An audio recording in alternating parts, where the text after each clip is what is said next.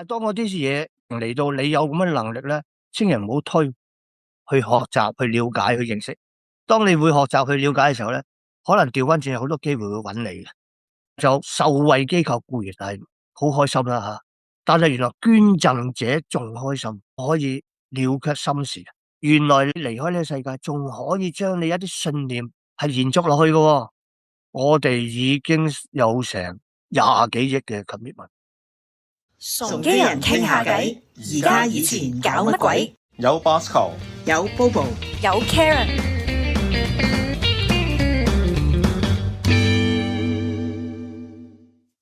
今日同我哋傾偈嘅係1978年社工系嘅黎培榮師兄。師兄認為自己入崇基之前，只不過係一個蒙查查嘅年青人，只係識打波。經過4年嘅崇基洗禮，佢覺得自己成為咗一個脫胎換骨嘅人。咁到底師兄經過4年嘅校園經驗，喺職場上嘅發展又點樣嘅呢？佢嘅崇基經驗又點樣影響到佢呢？咁不如我哋今日同佢傾下偈，睇下佢畢業之後嘅路係點樣啦。歡迎師兄，歡迎師兄，歡迎師兄。Hello，你好。師兄啊，你畢咗業之後咧，係咪即刻去做翻社工咧？我做咗1年嘅兒童中心，跟住就做呢個外展社工，做呢個社工隊啦。即係當年你係好早期嘅外展社工嚟嘅，應該係嘛？講係香港第一班正式嘅外展社工，我想講，我哋之前都有嘅，我哋之前但係嗰啲係試驗性嘅，又或者叫做 play leadership。又或者遊樂場協會佢哋有啲嘅康樂棋台推出去，但係嗰陣時係未有一個正式嘅政策，有政策開始嘅第一隊嘅社工應該係18隊社工隊，我係其中一隊。社工隊咧就做咗3年零9個月，即係 total 我做喺小龍委員會做咗4年零9個月。咁 exact 知道幾個月係咪就係過程好艱難咧？所以你逐個月計啊？其實我嗰陣時做得好開心。無論我啲上司，無論我班同事，我諗我嗰隊 team 喺香港最 stable 嘅一隊 team。我講係 staffing 啊，因為差唔多其他嘅 outreach team 咧不停走嗰啲人，因為好難做，我相信係唔容易嘅。啲同事要做半夜11點、12點，有陣時啲細路仔打交，話絕對啱啱開始好困難啊。我覺得我算係同班同事係好互相嘅支援啊、support 啊。同埋我哋內部嘅系統各樣都做得好好嘅，因此咧，我嘅上司讚得我好犀利嘅。我覺得佢越讚得我犀利，我越唔開心嘅。因為佢讚得我犀利，即係話我做得好。但係因為我覺得有好多嘢我做得唔理想。但係如果佢讚我的話咧，即係我好難喺佢嗰度更加得到更加改善嘅方法。OK，明我意思，即係自我要求。我好想做得更加好，但係再咁樣落去，如果我再做到5年6年，可能都係靠我自己去摸嘅，未必能夠改善得好好。我呢個係第一個原因，令到我曾經有個衝動，我係想離開嘅。但係我就冇理由走去揾一間社工機構，而唔喺小龍委員會嘅。小龍委員會咁好，嗱嗰陣時係大家都讚小龍委員會差唔多喺香港最 top 嘅一間機構嚟㗎。我哋內部嘅 training 做得好好。我哋對於個 study 咗，我嗰啲 supervisor 好，有啲好有知識。一個咁好嘅機構，我有乜理由會離開佢咧？小龍運一會俾錢我去 Outbound 18日，而我喺呢18日裏邊，竟然我決定就係要離開小龍群益會。哎呀，弊啦，呢個真係要問你。點解咧？點解咧？係頭先嗰個原因咧，我覺得呢個會太好啊！我想做好呢個服務，我覺得未好嘅。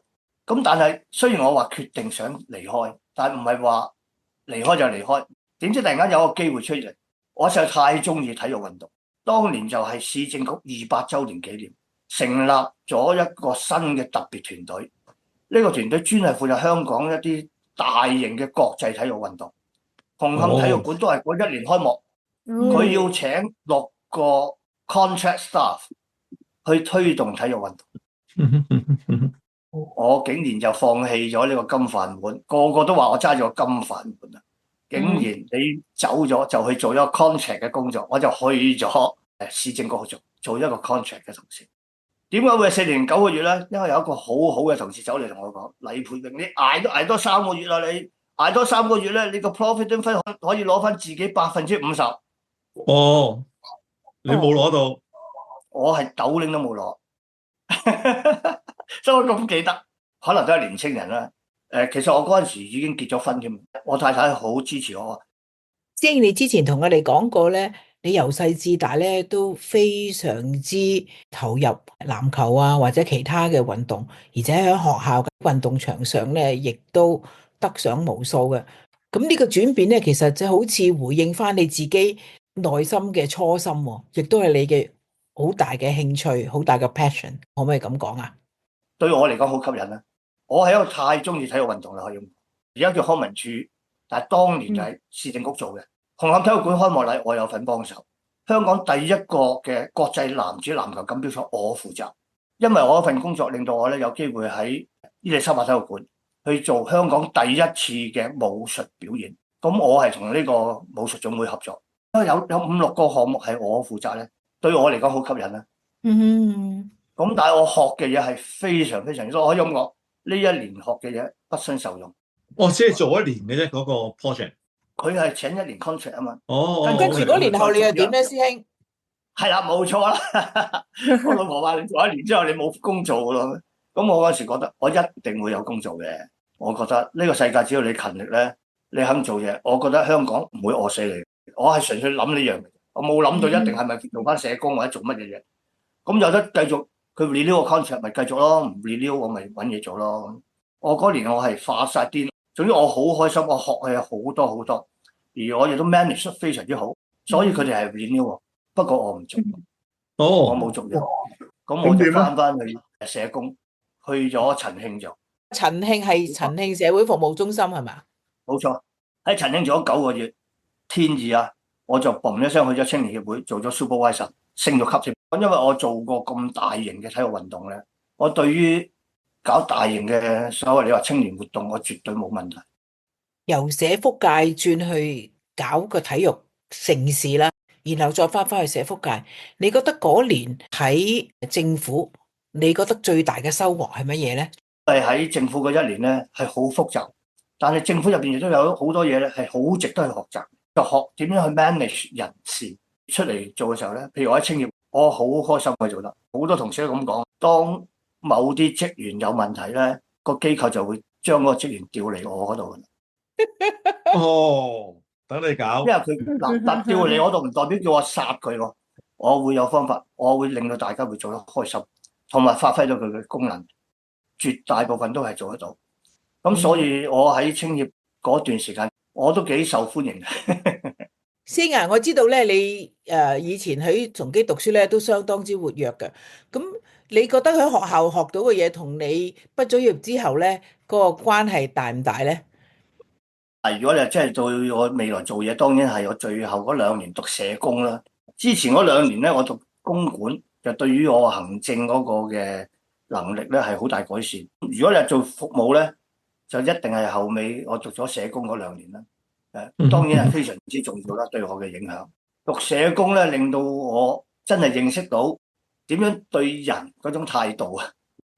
簡單啲講就係要有愛心啦。咁呢個我諗大家都係社工，好正常會咁諗咯。但係對人嘅尊重同埋對人嘅能力嗰種嘅估計咧，或者係尊重人嗰種能力咧，其實呢樣嘢係我覺得係好重要咯。咁呢個係喺社工或者喺中大或者崇基能夠俾我一個好寶貴嘅一個嘅，你話知識又得，或者一個價值觀俾我，我覺得呢個好寶貴啦。對於我未來嚟講都係做任何嘅事我唔會令我個同事有幾差或者幾唔努力，但係我尊重佢。當我尊重佢嘅時候，我覺得佢會發揮到佢嘅能力。大學俾我嘅一個信心或者一個嘅真係嗰個技巧上咧，其實都係一啲唔怕講係文字上嘅啫，但係個信念好緊要。阿師兄，我知道你除咗即係工作上邊表現好出色之外咧，其實你喺個社區嘅公職啊，或者係一個義務工作方面咧，都做得好多嘅。咁其實係乜嘢驅使你咁做嘅咧？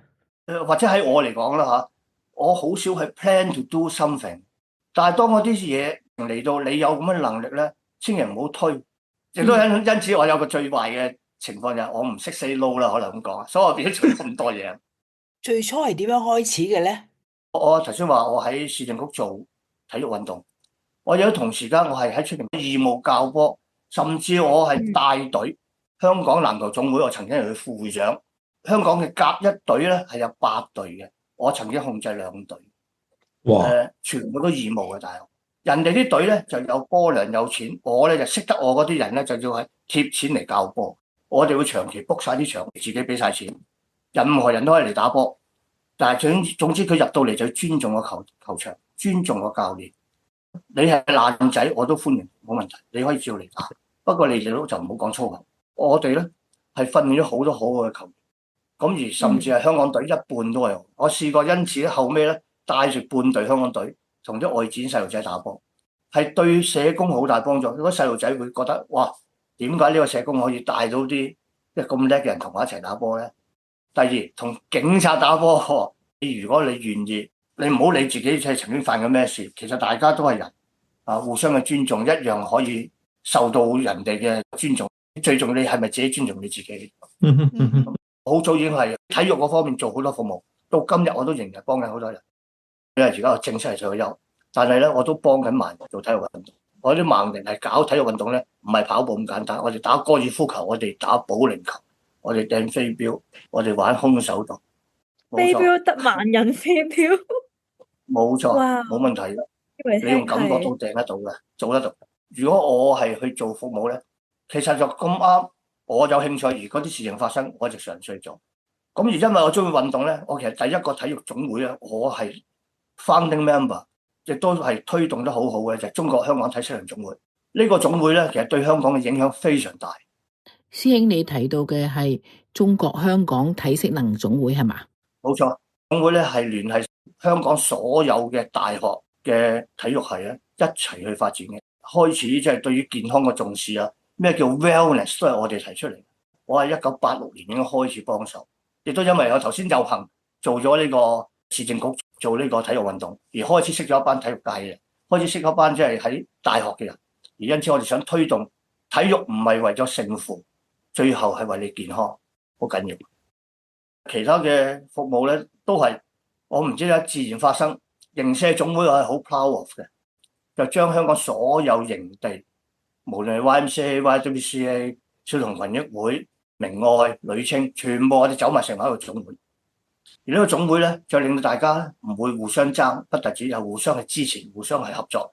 我哋仲喺2011年搞咗個國際嘅會議，呢個會議咧有成300幾人咧係嚟自其他國家。嗰個會議咧係由香港嘅營地嗰啲嘅朋友做主動，嗰次令到我哋覺得成個營地界係好有地位，因為原來我哋唔係作為租借活動咁簡單。師兄，我知道你後來咧離開咗青協社福界啦，而喺另外嘅職場發展噃。後尾我做咗 DEA， 我唔知大家聽過 DEA 未 ？AYP 而家叫做香港青年獎勵計劃。知道啊，愛丁堡當時嘅愛丁堡啦，冇錯。嗯。咁我喺青協咗10年之後咧，我就轉咗去愛丁堡工作獎勵計劃，做咗佢嘅總幹事。就係天意啦，有好多人走嚟揾我，我話喂，其實你應該做呢份工，呢份工好啱你做啊，可以發揮一下我對於所謂青年工作嘅一啲認識啦。喺呢個愛丁堡工作獎勵計劃，令我明白到咩叫做非正規教育，我哋叫做學習走出課堂，即係好多嘅學習唔係喺課室裏面發生嘅。我知你做好多唔同嘅公職啦，頭先講好多都係同青年啊，或者係同體育有關係啦。咁我知道你又同你個女咧一齊咧就創立咗個為善聚樂嘅社企。咁咩因緣際會你會做呢樣嘢咧？即係因緣際會啊！呢個世界啫。我個女係律師嚟嘅，佢喺好大嘅律師行做，但係做下佢唔中意，佢覺得點解咁多啲行原來都係為揾錢多過為社會公義啊！佢覺得社會嘅公平公義好重要。咁所以咧，佢就離開咗自己嘅工作咧，做一個網上平台，專係幫啲中小企。佢覺得中小企好慘，冇辦法揾律師嘅，揾親律師唔知幾多錢嘅。咁深刻佢做過一啲咁嘅嘢，總之係幫一啲唔同嘅情況。因為佢亦都喺一個律師行嘅，你做 consultant 嘅，有一個 case 咧就揾佢，就話咧喺加拿大有個人就想捐啲錢俾香港，將啲遺族。咁佢就走翻嚟同我傾，喂，呢樣嘢其實香港有冇咧咁樣？咁於是佢就做咗個 research，發覺原來外國咧係好大嘅比例咧係由遺產捐贈係 support 到嗰啲嘅社福機構嘅。咁其實純粹就咁開始。而嗰陣時香港因為遺產捐贈咧，其實係好少，一個初心嘅啫。我哋覺得呢個係其中一個嘅方向，可以幫到社福機構籌款。就啱啱退咗休㗎啦，嗰陣時已經4年到咗。我呢個遺善最後都係，其實幾年前咧籌款已經係好困難。其實我自己做咗機構嘅 head 做咗成20年啦，我好明白做個 head 咧，其實攞到錢其實好煩嘅，有好多交代，好多限制。但係如果呢個遺產嘅捐贈咧，基本上嗰個 free hand 好大。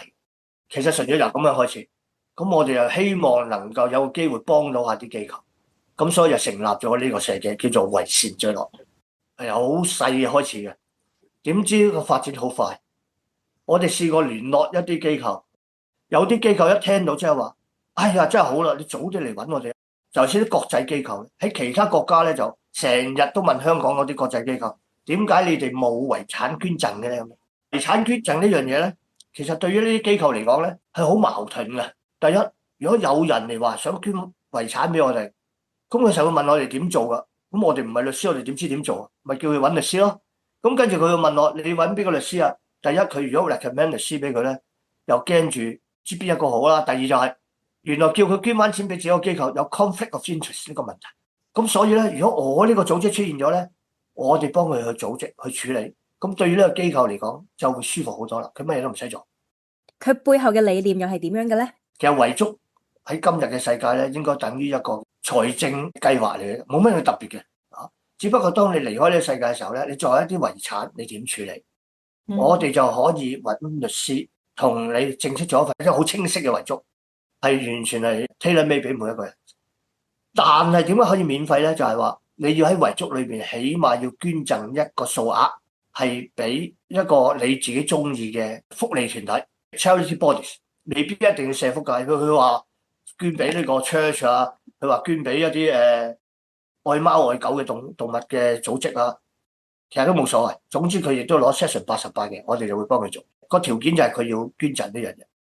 一路由崇基到社會服務，再到創立遺善聚落嘅社企，呢個平台最令你感到欣慰或者有成就感嘅地方又係乜嘢咧？咁而家咧，點知香港嘅人好好啊？譬如先我諗係4年多啲嘅，我哋已經有成20幾億嘅 commitment， 係一個好誇張嘅數字。哇！咁有一啲機構咧，第一年完咗一個貓貓狗狗嘅組織，佢不嬲都係靠自己義務兩公婆去搞，甚至攞晒自己啲家當去搞嘅，但係搞得好好嘅。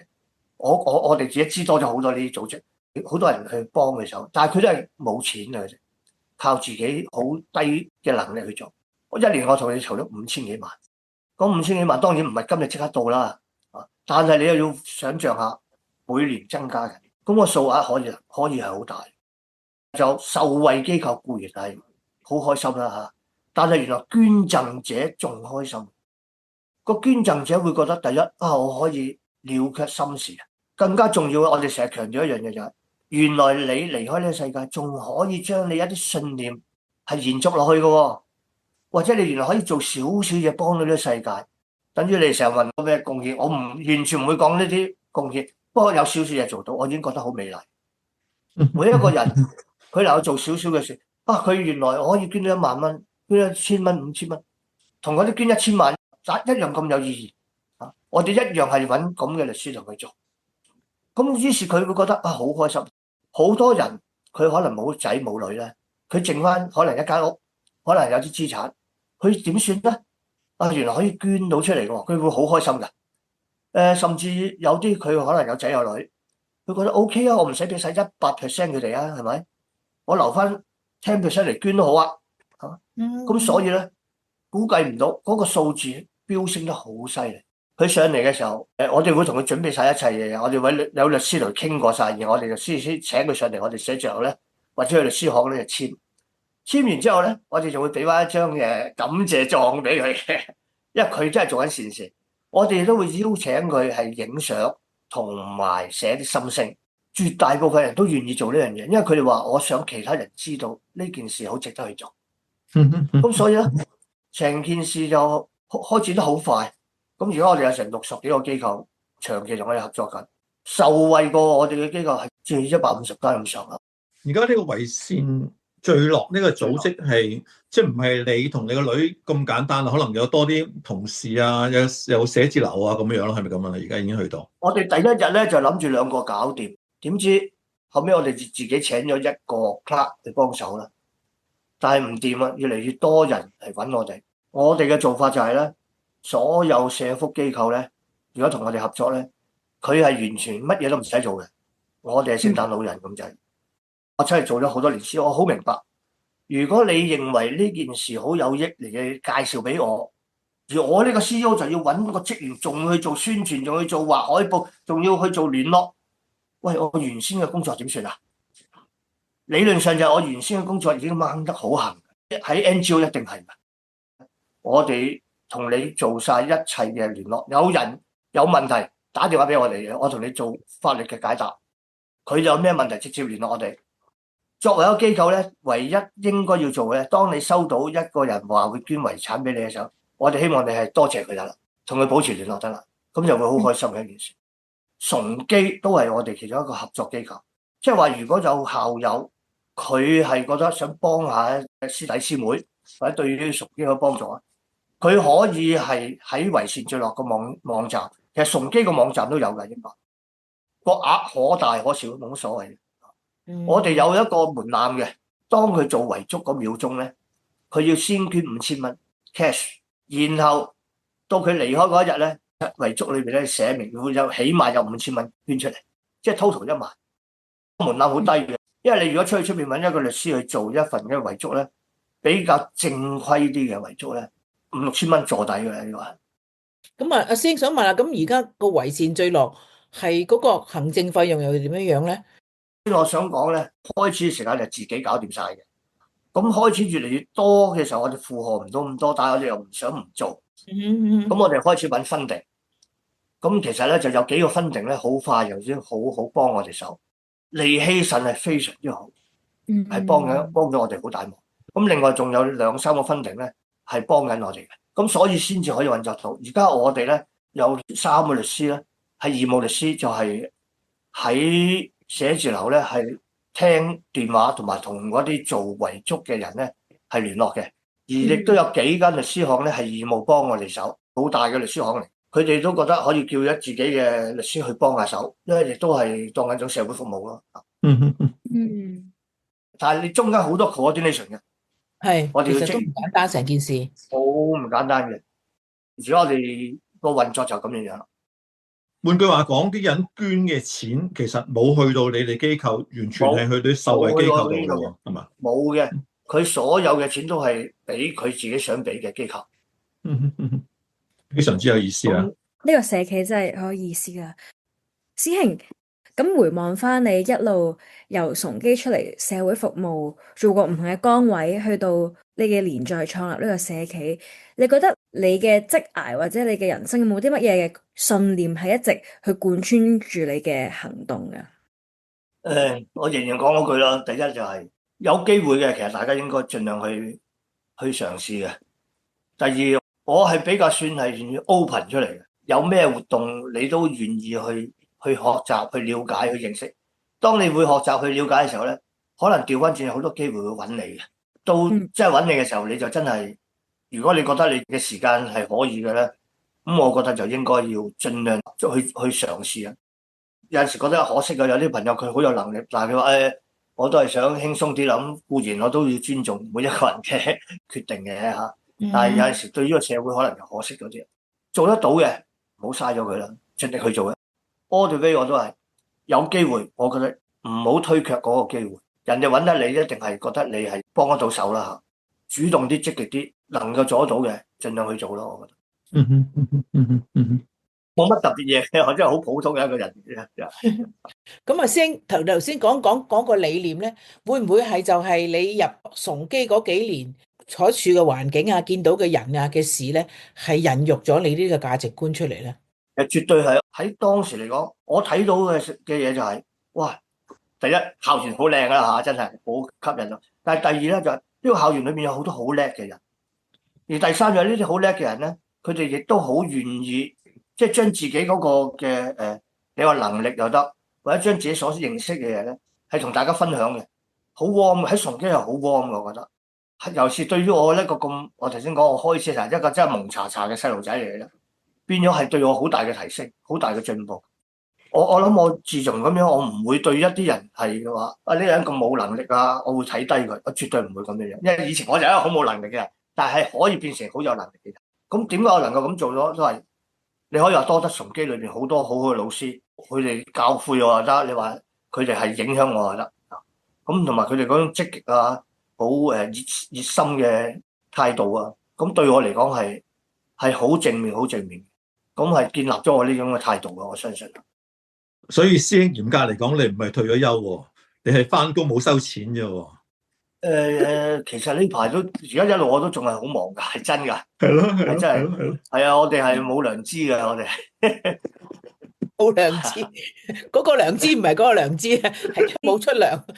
但你相當之有良知啦。如果我從嗰個即係講義嚟睇，你頭先講啦，你唔會拒絕任何即係對你嘅邀請啦。咁會唔會你將來會越嚟越忙，或者你有邊一方面你想做多啲咧？